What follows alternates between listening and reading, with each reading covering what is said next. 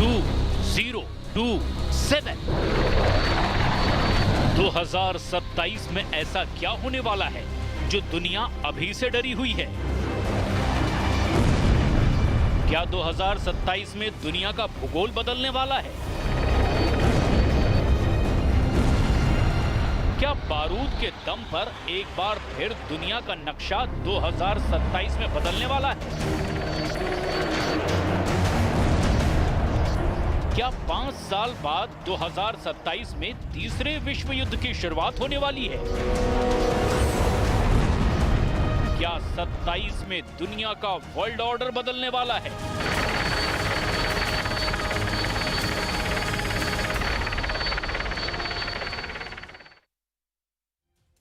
दो 2027 में जो होने वाला है उसका ब्लूप्रिंट तैयार हो गया है, उस पर फाइनल मोहर भी लग चुकी है। लेकिन सबसे हैरान करने वाली बात यह है कि जिस वॉर प्लान को 7 तालों में बंद करके रखने का प्लान था, उसका पर्दाफाश भी हो गया है। नंबर 1 चैनल के नंबर 1 शो कच्चा चिट्ठा में मैं हूं आपके साथ प्रीति रघुनंदन। कच्चा चिट्ठा में आज बहुत ही खास रिपोर्ट हम लेकर आए हैं आपके लिए। वॉर का ये कोड 2027 कितना खतरनाक है, अगले 10 मिनट में आपको बहुत ही चौंकाने वाले भविष्य के बारे में 5 बड़ी बातें पता चलेंगी।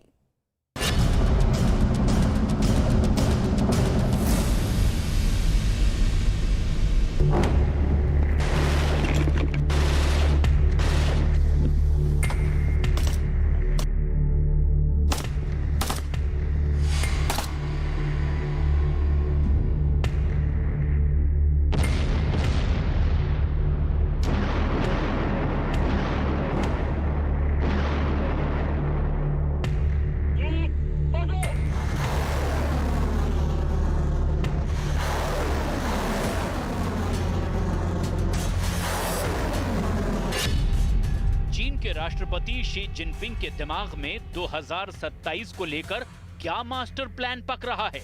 अमेरिका के प्रेसिडेंट के दिमाग में 2027 क्यों कौंध रहा है? 2027 को लेकर अमेरिका कितना बड़ा प्रोटेक्शन प्लान तैयार कर रहा है? किसी तीसरे देश को लेकर चीन और अमेरिका के टॉप लीडर के दिमाग में अभी से क्या गेम प्लान चल रहा है? 2027 में चीन की सेना अपनी स्थापना का 100वां साल मनाने वाला है।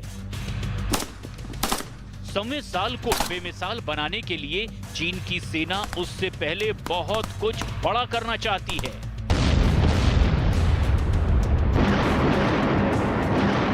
कुछ ऐसा जिससे चीन की धाक दुनिया में कायम हो जाए। अमेरिका से सुपर पावर वाली जंग में चीन विजेता बनकर उभरे।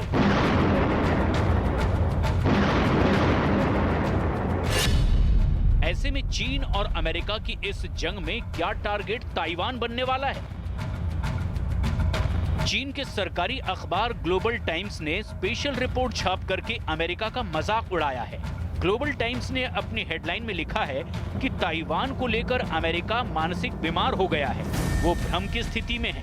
ताइवान की चिंता में अमेरिका सिजोफ्रेनिया नाम की मानसिक बीमारी का शिकार हो गया है, जिससे अमेरिका को निजात तभी मिल पाएगी जब ताइवान पर चीन का कब्जा हो जाएगा।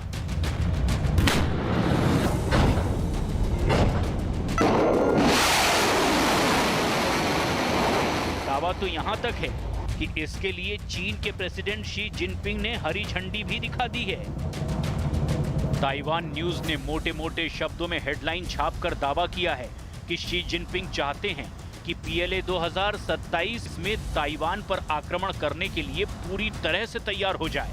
अमेरिका की खुफिया एजेंसी CIA के निदेशक डेविड कोहेन ने कहा है कि चीनी राष्ट्रपति शी जिनपिंग चाहते हैं कि उनकी सेना 2027 तक ताइवान पर कब्जा करने में सक्षम बन जाए।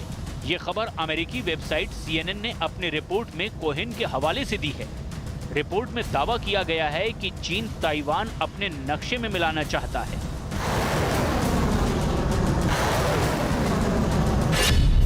शी जिनपिंग के दिमाग में एक साथ कई प्लान पक रहे हैं। कैसे सुपर पावर बनना है, ताइवान से युद्ध कैसे लड़ना है, अमेरिका से वर्चस्व की लड़ाई कैसे जीतनी है, चीन में अपनी छवि को बुलंद कैसे करनी है। इसके लिए शी जिनपिंग ताइवान पर 2027 से पहले भी हमला करने से नहीं हिचकिचाएंगे। दरअसल शी की मंशा है कि 2027 तक चीन अमेरिका तक को रणभूमि में पटकनी देने की ताकत हासिल कर ले। ताइवान के national defence and security research institute के कार्यवाहक deputy CEO Shane Ming she ने दावा किया है कि शी जिनपिंग ताइवान पर अटैक के अपने प्लान को कभी भी बदल सकते हैं।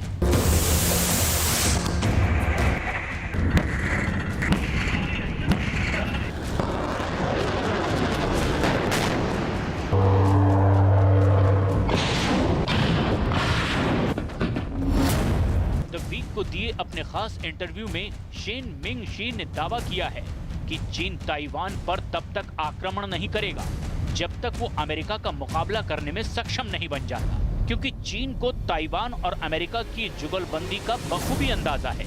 ताइवान के national defence and security research institute के डिप्टी सीईओ ने दावा किया है कि अमेरिका के स्पेशल कमांडो ताइवान के सैनिकों को ट्रेंड कर रहे हैं। अमेरिका के मरीन कॉर्प्स के अधिकारी ताइवान में डटे हैं। अमेरिका हवाई में ताइवान सेना को प्लाटून लेवल की ट्रेनिंग दे रहा है, जिसने चीन के खौफ को और ज्यादा बढ़ा दिया है। चीन पिछले कुछ महीनों में कई बार ताइवान के एयर स्पेस का उल्लंघन कर रहा है। ऐसा रोज हो रहा है जब उसके कई फाइटर एक साथ ताइवान के आसमान में दाखिल होते हैं। मिसाल के तौर पर 19 सितंबर को चीन के 9 लड़ाकू विमान और 5 युद्धपोत ताइवान की सीमा में घुस आए। 18 सितंबर को चीन के 8 फाइटर जेट और 5 युद्धपोतों ने घुसपैठ की। 17 सितंबर को चीन ने 20 फाइटर जेट और 5 युद्धपोत से घुसपैठ की।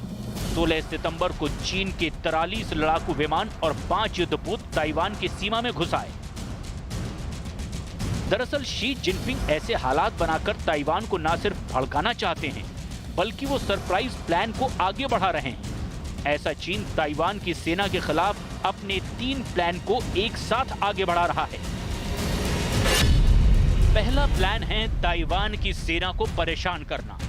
दूसरा प्लान है ताइवान के सैनिकों का मनोबल तोड़ने की कोशिश करना। और तीसरा और सबसे खास प्लान ताइवान के सैनिकों में भ्रम पैदा करना है,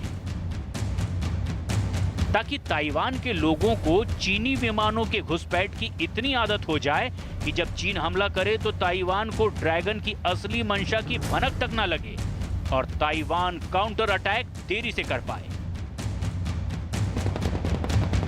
अब सवाल ये है कि ताइवान चीन का मुकाबला कैसे करेगा। चीन को रोकने के लिए ताइवान के पास और क्या है? ताइवान से लेकर पूरी दुनिया इस वक्त सिर्फ 3 सवाल पूछ रही है, क्योंकि जो जंग सामने दिखाई दे रही है वो यूक्रेन से भी खतरनाक हो सकती है। चीन का हमला किसी भी वक्त हो सकता है और ताइवान इसके लिए पूरी तरह तैयार है। ताइवान में चीन को रोकने के लिए 3 लेवल पर डिफेंस तैयार है। पहला है चीन को समंदर में रोक दिया जाए, उसके जहाजों को मिसाइल से निशाना बनाया जाए। दूसरा है चीन की फौज ताइवान के तट पर उतरती है तो उसको वहां काउंटर किया जाए, तोप से गोले बरसाए जाएं। तीसरा है जो सबसे खतरनाक युद्ध यानी ताइवान के शहरों में चीन की फौज के साथ गुरिल्ला युद्ध लड़ा जाए। अमेरिका की मदद से ताइवान की हिम्मत बढ़ी हुई है। अमेरिका लगातार ताइवान के जंगी जखीरे को खतरनाक हथियारों से भर रहा है। चीन की सेना को चारों खाने चित करने वाली मिसाइलें देने की प्लानिंग की है।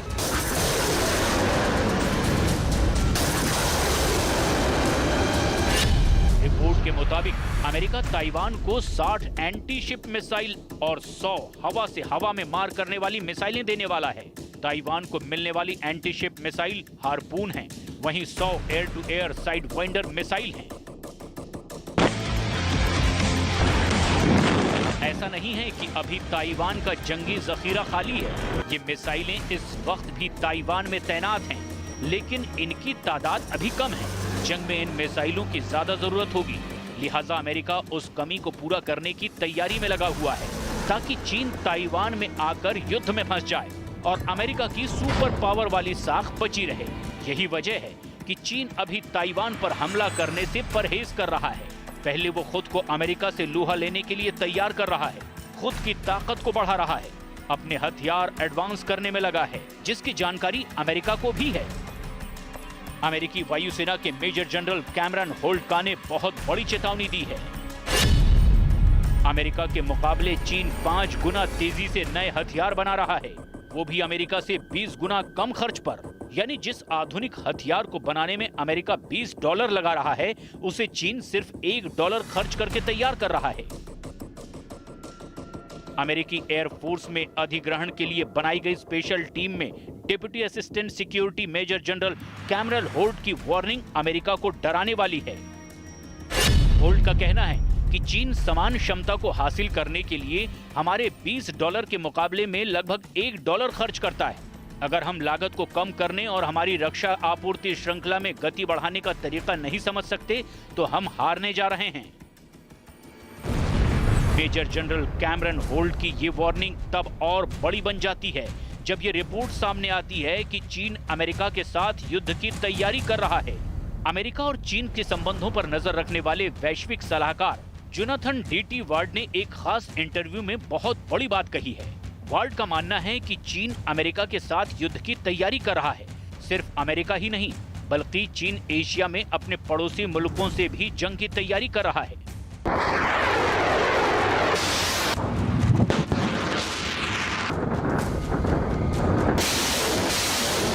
चाइनीज सेना पिछले कई महीनों में एक खास मिशन की तैयारी कर रही है। चीन अपनी मिलिट्री ताकत को बहुत बढ़ा चुका है। शी जिनपिंग के राष्ट्रपति बनने के बाद से चीन की विस्तारवादी नीति में तेजी आई है। जिनपिंग जानते हैं, जब तक उनकी सेना वर्ल्ड क्लास की नहीं होगी, तब तक वो अपने मकसद में कभी कामयाब नहीं हो पाएंगे। इस वक्त चीन के सामने 3 मोर्चों पर चुनौती है। एक तरफ भारत से LAC पर विवाद है, दूसरी तरफ ताइवान पर कब्जा जमाने का प्लान है।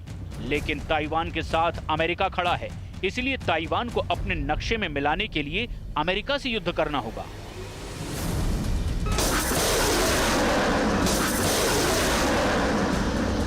यही वजह है कि जंग छेड़ने से पहले चीन अमेरिका से न सिर्फ लड़ने बल्कि जीतने की ताकत हासिल करने में लगा हुआ है और इसके लिए 2027 तक की डेडलाइन रखी गई है। लेकिन अगर चीन 27 से पहले ही ऐसा करने में कामयाब हो गया तो उसे ताइवान पर हमला करने में देर नहीं लगेगी।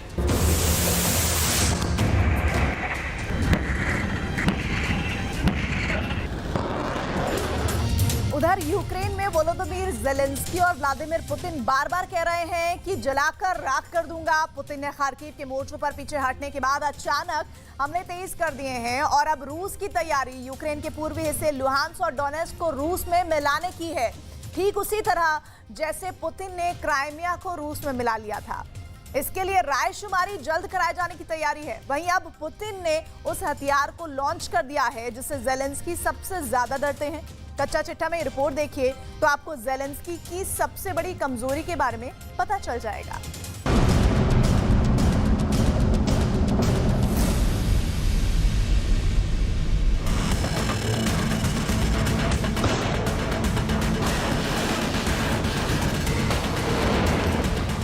इन धमाकों से ज़ेलेंस्की को डर लगता है।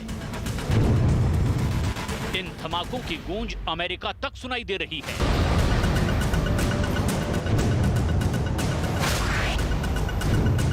इन धमाकों का खौफ ज़ेलेंस्की के बंकर में सबसे ज्यादा है। क्या इन धमाकों का अगला टारगेट ज़ेलेंस्की का बंकर है? इन धमाकों का जिक्र व्हाइट हाउस में हो रहा है, पेंटागन में हो रहा है। अमेरिका की मीडिया इन धमाकों को लेकर शोर मचाने लगी है।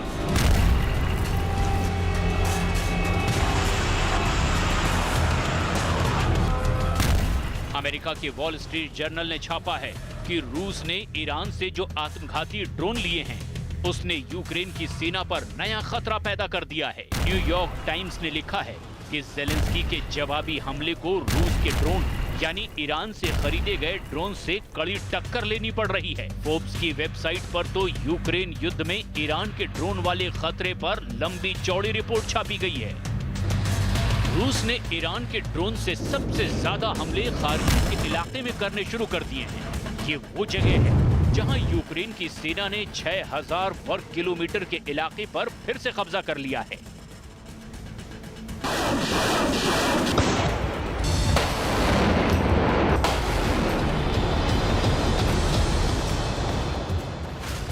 यानी पुतिन का गुस्सा अब ड्रोन की शक्ल में फूट रहा है और जेलेंस्की की फौज बहुत ज्यादा डरी हुई है कि आसमान से कब कौन सी आफत उन पर टूट पड़ेगी।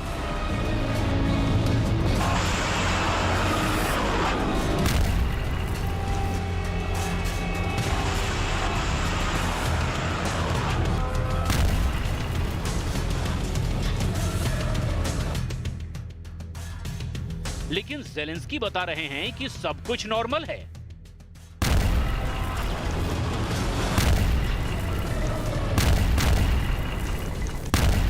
6 вересня. І до сьогодні наші воїни вже звільнили понад 6 тисяч квадратних кілометрів території України на сході і на півдні. Рух наших військ जेलेंस्की को अचानक मिली कामयाबी के पीछे अमेरिका से मिले हाइमार्स सिस्टम का बड़ा रोल रहा है। जेलेंस्की अब अपनी मर्जी से जब चाहे किसी भी इलाके में रूस के ठिकानों को निशाना बना रहे हैं। इससे रूस का डिफेंस कमजोर हुआ है। लेकिन बड़ा सवाल है कि जेलेंस्की क्या नहीं बताना चाहते, वो यूक्रेन और बाकी दुनिया से छुपा क्या रहे हैं। Харківська область, стабілізуємо ситуацію, тримаємо позиції. Міцно. Настільки міцно, що окупанти відчутно панікують. Що ж, а ми попереджали варіантів у російських військових в Україні тільки 2. Втеча з нашої землі або полон. У колаборантів варіанти схожі. Або вони спробують втекти, і ще невідомо, чи впустять. हाल ही में यूक्रेन की फौज को उस ड्रोन के टुकड़े मिले थे जो रूस ने ईरान से खरीदे हैं। इससे साबित हो गया है कि रूस ने ईरान के ड्रोन का इस्तेमाल शुरू कर दिया है। ये ईरान का शाहिद 136 ड्रोन है और अब रूस ने इसको यूक्रेन के सबसे बड़े टारगेट पर हमले के लिए इस्तेमाल करना शुरू कर दिया है।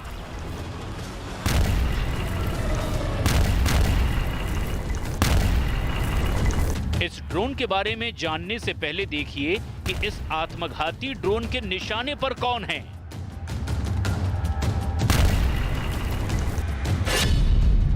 रूस इस ड्रोन से यूक्रेन के हाइमार्स मल्टी रॉकेट लॉन्चर को टारगेट कर रहा है। रूस इस ड्रोन से यूक्रेन के बक एयर डिफेंस सिस्टम को घेर कर मार रहा है। रूस इस ड्रोन से यूक्रेन के हथियार गोदामों को निशाना बना रहा है।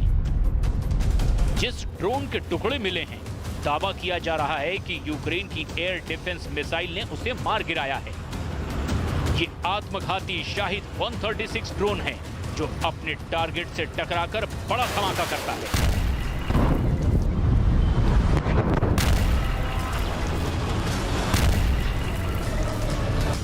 आप इन ड्रोन्स को इस वक्त जेलेंस्की का सबसे बड़ा सिरदर्द कह सकते हैं, जिसका असर अमेरिका पर भी पड़ा है, क्योंकि ईरान के ड्रोन इस्तेमाल करके रूस उन हथियारों को टारगेट कर रहा है जो उसे अमेरिका और नेटो से मिले हैं। इनमें टैंक और बख्तरबंद गाड़ियां हैं, यूक्रेन की बड़ी बड़ी तोप और बहुत ही खास और खतरनाक हाइमार्स जैसे मल्टी रॉकेट लॉन्चर हैं, जो जेलेंस्की को बाइडेन की ओर से बतौर तोहफा या यूं कहें युद्ध में लड़ने के लिए ऐसे हथियार जो काफी गिड़गिड़ाने के बाद मिले हैं। We believe that the best message to send right now is that you're buying weapons from the Iranians, you're wanting to buy weapons from North Korea, you're acting like a terrorist organization, we're going to label. America ने Zelensky को हाइमार्स system दिए तो उसे counter करने के लिए Putin को ख्याल आया कि क्यों ना ईरान के ड्रोन इस्तेमाल किए जाएं। यही वजह है कि उनकी टीम ने जून और जुलाई में ईरान के ऐसे ही ड्रोन्स का जायजा लेने के लिए तेहरान और आसपास के कई मिलिट्री अड्डों का दौरा किया था। उन्होंने शाहिद 136 जैसे कई ड्रोन की लाइव ड्रिल देखी और फिर पुतिन ने फैसला किया कि वो जेलेंस्की का बंकर अब ईरान के ड्रोन से तबाह कर देंगे। रिपोर्ट्स हैं कि शुरुआत में पुतिन ने 100 शाहिद 136 ड्रोन ईरान से खरीदे। शाहिद 136 वाकई बहुत खतरनाक ड्रोन है जो अकेले धमाका नहीं करता, बल्कि एक साथ कई ड्रोन लॉन्च किए जाते हैं। ये आत्मघाती ड्रोन है।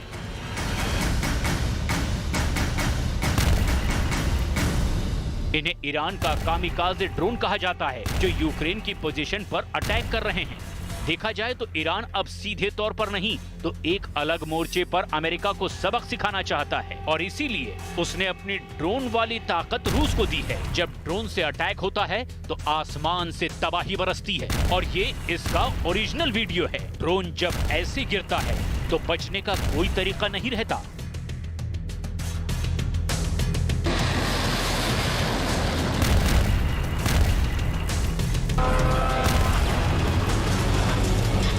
ये स्वार्म अटैक यानी एक साथ मधुमक्खियों की तरह हमला करते हैं कि जहां टारगेट करते हैं वहीं हमला करते हैं। ऐसे ही हथियारों की सबसे बड़ी प्रयोगशाला बन चुका है यूक्रेन। ईरान ऐसे युद्ध में एक नई एंट्री है और उसके ड्रोन ने ईरान की ड्रोन पावर को पूरी दुनिया में पहचान दिला दी है।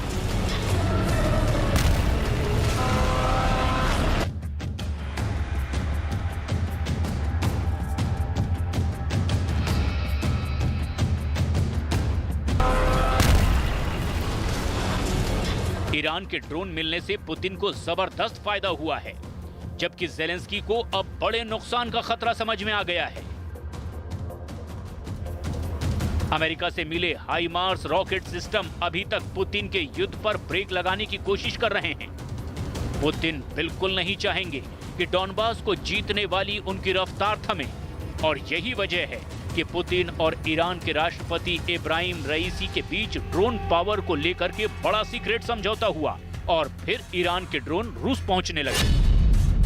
अभी यूक्रेन को मिले हाइमार्स मल्टी रॉकेट सिस्टम 70 किलोमीटर से ज्यादा रेंज तक रूस के ठिकानों को निशाना बना रहे हैं। इस सिस्टम को ट्रैक करके फौरन खत्म करना आसान नहीं है और यही वजह है कि रूस अब ईरान से बड़ी तादाद में ड्रोन लेकर यूक्रेन के आसमान में एक ऐसा नेटवर्क कायम करना चाहता है जो हाइमार्स या यूक्रेन के किसी भी हथियार की सटीक पोजीशन रूस की कमांड पोस्ट तक पहुंचा दे और फिर रूस यूक्रेन की उस लोकेशन पर फौरन कार्रवाई करे। हाइमार्स जैसा खतरनाक हथियार ईरान ने भी तैयार कर लिया है और इसकी फायर पावर तो हाइमार्स से भी ज्यादा बताई जा रही है। ईरान ने हाल ही में एक युद्धाभ्यास किया था, इसका नाम था इक्तिदार 1401। इसमें ईरान ने अपनी ड्रोन पावर के साथ कई और खतरनाक हथियार भी दिखाए। इसी में से एक था फार 360 मल्टी रॉकेट सिस्टम। ये छोटी दूरी की मिसाइल दागने वाला ऐसा सिस्टम है जिसका रॉकेट हाइमार्स की तरह ही सटीक निशाने पर वार करता है।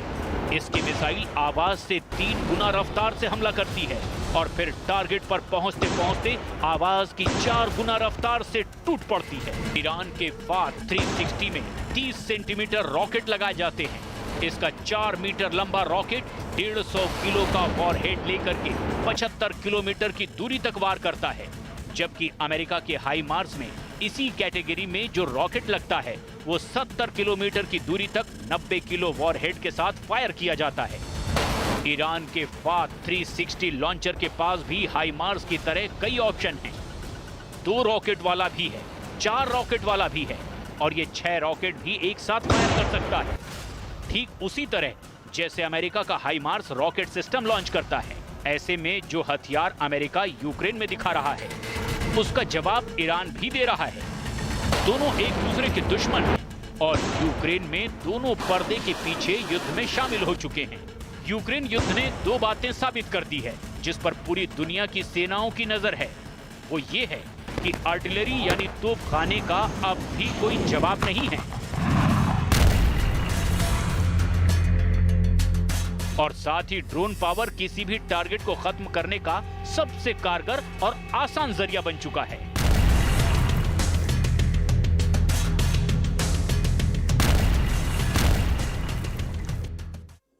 मॉस्को में वर्ल्ड वॉर का म्यूजियम हाई वॉल्यूम पर बज रहा है।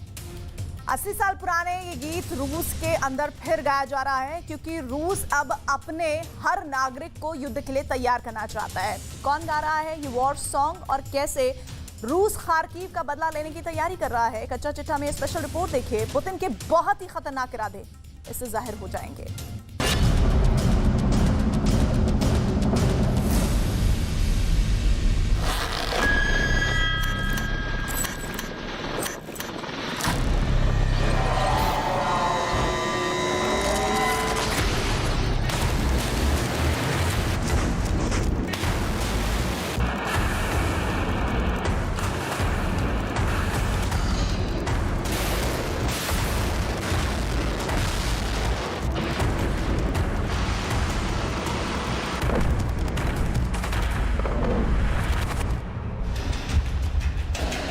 मॉस्को के अंदर वर्ल्ड वॉर का सॉन्ग।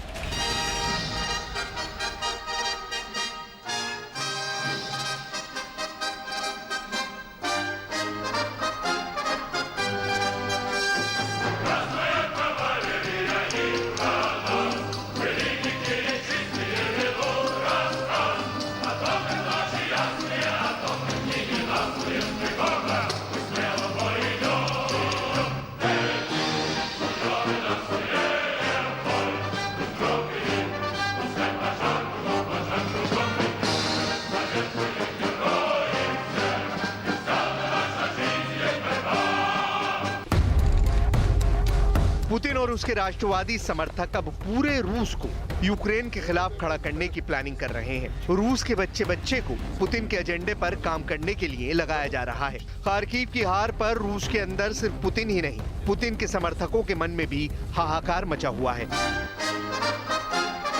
और इसलिए अब पुतिन के राष्ट्रवादी समर्थकों को वर्ल्ड वॉर के जमाने का गीत याद आ रहा है, मार्च ऑफ द रेड कैवलरी। इस गीत की याद दिलाकर रूस के लोगों के अंदर जोश भरा जा रहा है ताकि लोगों को यूक्रेन के खिलाफ लड़ने के लिए तैयार किया जा सके।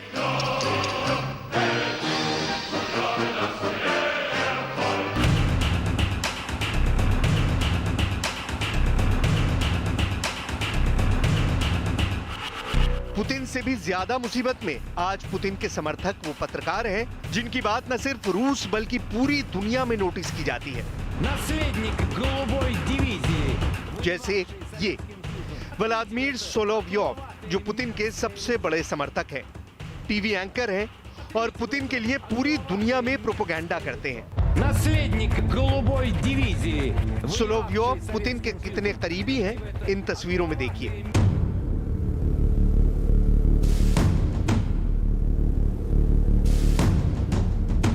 तस्वीर में देखिए, पुतिन के साथ खड़े हैं सोलोव्योव।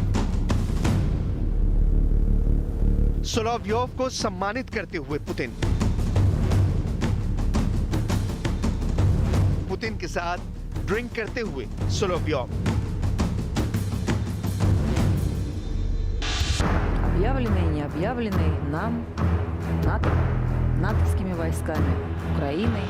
ये भी रूस की ही एक टीवी एंकर है जो रूस की सबसे शक्तिशाली महिलाओं में से एक मानी जाती हैं। इनका नाम है मार्गरीटा सिमोनियान। पुतिन के बेहद करीब मानी जाती हैं मार्गरीटा सिमोनियान। देखिए सिमोनियान को फूलों का गुलदस्ता देते पुतिन, सिमोनियान को सम्मानित करते हुए पुतिन। कई मौके पर सिमोनियान पुतिन के साथ देखी जाती हैं।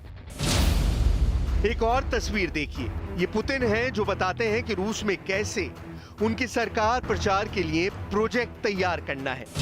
एक verified Twitter account US mission of NATO ने भी सिमोनियान के बारे में लिखा।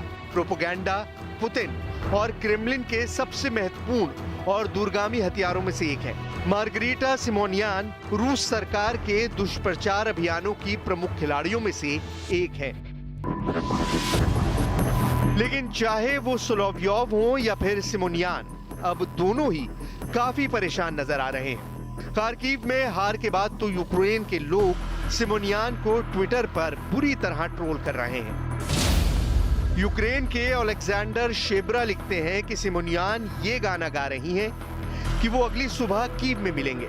मार्गरेटिया, तुम्हें रोका किसने? कहो तो मैं तुम्हारे लिए उबर भेज दूं। पुतिन की खास और करीबी सिमोनियान को इतनी बुरी तरह ट्रोल किया जा रहा है कि वो बहुत ज्यादा परेशान है और उनकी ये परेशानी रूस के टीवी न्यूज चैनलों पर नजर आ रही है। И, в общем, совесть и знание о том, что происходит, не позволяет. А говорить что-то обратное и критиковать еще хуже, потому что это значит подрывать авторитет тех ребят, которые там воюют, проливают кровь каждый день, каждый час за нас с вами. И самое главное, говорить что-то обратное и критиковать в такой момент и в такой ситуации, это значит лить. सिमोनियान, जो पुतिन की नीतियों की समर्थक रही हैं, अब चाहकर भी पुतिन का विरोध नहीं कर सकती। हारने के बाद भी वो रूस के लोगों को 70 साल पुराना वर्ल्ड वॉर का गीत सुना रही हैं। Тяжелое, у меня в голове одна песня почему-то, знаешь, само собой поется. Помните эту песню? «Буденный наш братишка, с нами весь народ, Приказ голов не вешать и идти вперед. Вот приказ голов не вешать и идти вперед.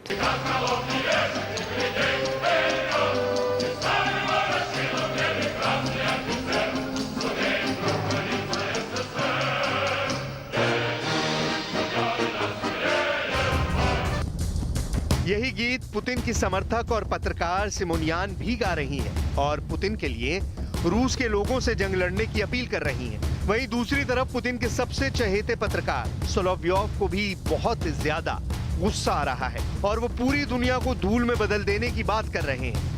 Какой у нас выбор? Весь мир в труху, но не сейчас. А мы в рай, как было сказано. Да, второй вариант, да, мы в рай, как праведники, они просто сдохнут. Оптимистично. रूस के सरकारी टीवी न्यूज चैनलों के न्यूज स्टूडियो में खार्किव की हार ने भूकंप जैसी स्थिति पैदा कर दी है। पुतिन के समर्थक सोलोव्योव इतने ज्यादा नाराज हैं कि रूस के एक दुश्मन को देख लेने की चुनौती दे रहे हैं। Смотрите на этого поклонника Франко, наследника голубой дивизии, воевавшей с Советским Союзом, принимавший участие в блокаде Ленинграда. Смотрите в это одуловатое мерзкое лицо.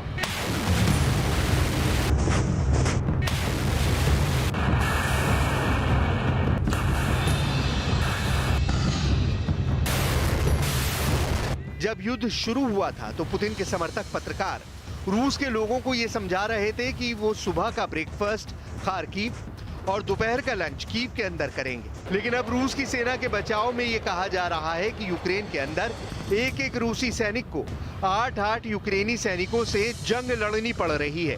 पुतिन और उनकी प्रोपेगेंडा मशीन के पास अब सेना में रूस के लोगों को भर्ती के अलावा और विकल्प भी क्या है, क्योंकि सारे विकल्प तो अमेरिका लगातार बंद करता जा रहा है। एक इंटरव्यू में जब बाइडेन से ये सवाल पूछा गया कि अगर निराश पुतिन ने केमिकल या न्यूक्लियर अटैक कर दिया तो फिर क्या होगा, बाइडेन ने कहा कि इससे हालात बिगड़ जाएंगे।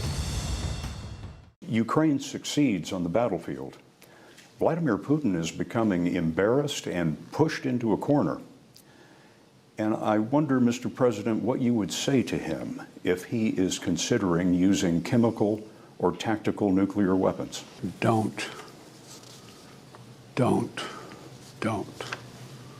It will change the face of war unlike anything since World War II. And the consequences of that would be what? What would the U.S. response be?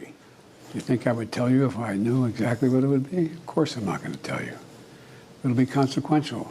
They'll become more of a pariah in the world than they ever have been, and depending on the extent of what they do will determine what response would occur. दूसरी तरफ Zelensky ने Ramzan Kadyrov की काट तलाशने की तैयारी शुरू कर दी है। खार्किव में हारने के बाद रमजान कादिरोव ने पुतिन को सांत्वना देते हुए कहा था कि ओडेसा जीतकर पुतिन को गिफ्ट कर देंगे। ज़ेलेंस्की